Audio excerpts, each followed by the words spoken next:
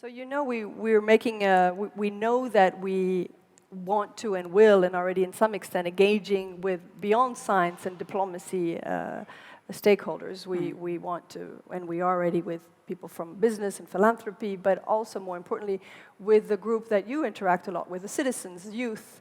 And we are finding different ways of doing that. Do you feel that that resonates already in your part of the world, in Africa? Or are we going to tailor-make or actually bring GESDA to Africa to make sure that we're doing it the African way? I think the big word for me would be adaptability. Today's methods and means of being inclusive or figuring out who should be part of a conversation are always being challenged, right?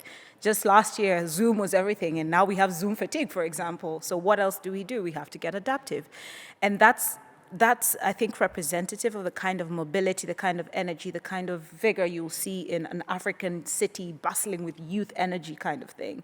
I think through Geneva or the Swiss representations abroad, in, say, Nairobi, my city, you could find creative ways to have those connections of GESDA localized, if you will.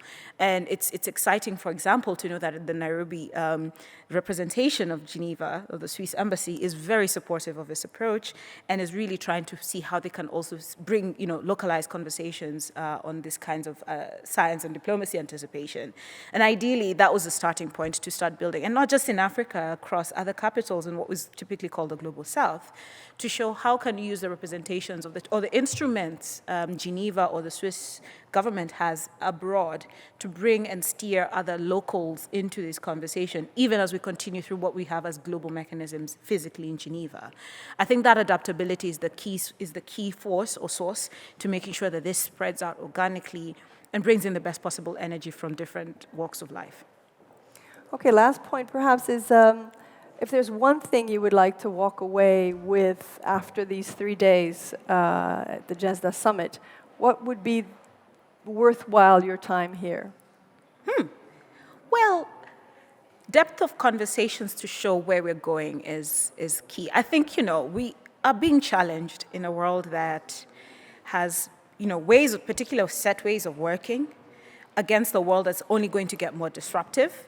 I think an appreciation of that chaos, right, and the complexity. For me, if I feel that that's resonating across the different themes and conversations, I feel like that will be a start to elevate also the issues we sort of litigate as citizens or as, the people or humanity, the big question around who we are, elevating those to the issues that we start speaking to today, hopefully gives us more a sense of we all have a stake in shaping whether it's what ends up being produced in the labs or ends up being produced through political mechanisms, right?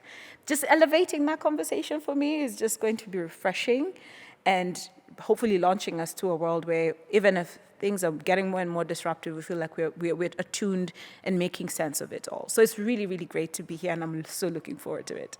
So we will make sure to do that, and we thank you for having been our diplomacy moderator from the beginning.